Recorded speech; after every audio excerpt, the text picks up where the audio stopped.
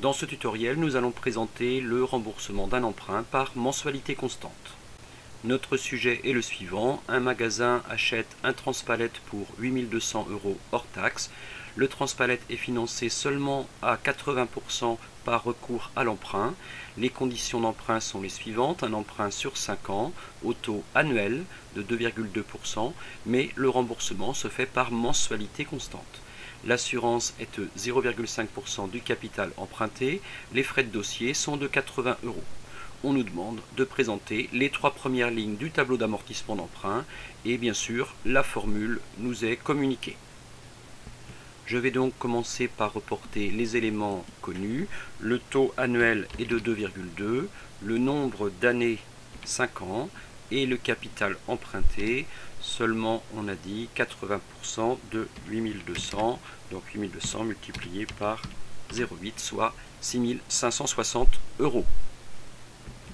La première étape est de transformer le taux annuel en un taux mensuel proportionnel. Celui-ci est donc égal à 2,20 divisé par 12, soit 0,18%. La deuxième étape est de transformer le nombre de périodes années en mois, soit 5 fois 12 mois. Il y aura donc 60 mensualités.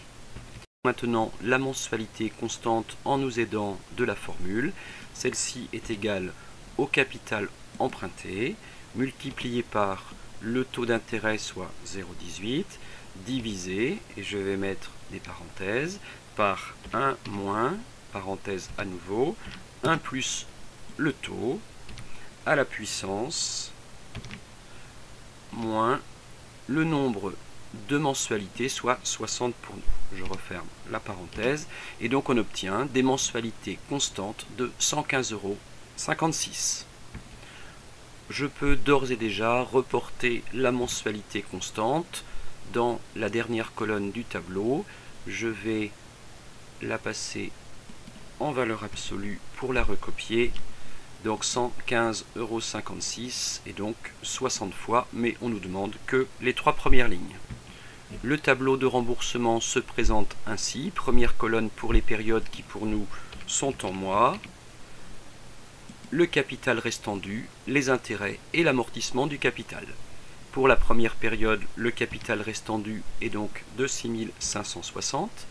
Les intérêts sont équivalents à 6560 multipliés par le taux mensuel, soit 12,03 €.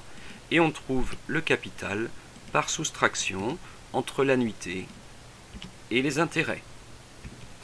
Attention au piège, pour le capital restant dû pour la deuxième période, il faut simplement retirer l'amortissement du capital.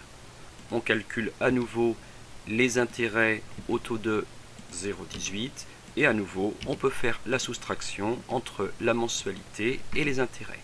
Pour terminer, la troisième période, le capital précédent moins uniquement l'amortissement. Je calcule à nouveau les intérêts et par soustraction on obtient le montant du capital remboursé, soit 103,91 €. Quel a été le coût de ce crédit? Il est composé des intérêts que l'on peut calculer par différence entre, d'une part, 60 fois la mensualité constante et le montant du capital emprunté, soit 373,42 €. Il y avait aussi l'assurance. Le texte nous dit qu'elle était égale à 0,5% du capital emprunté, soit 32,80 €. Et enfin, les frais de dossier pour un montant de 80 €, ce qui nous fait un total de 486,22 €.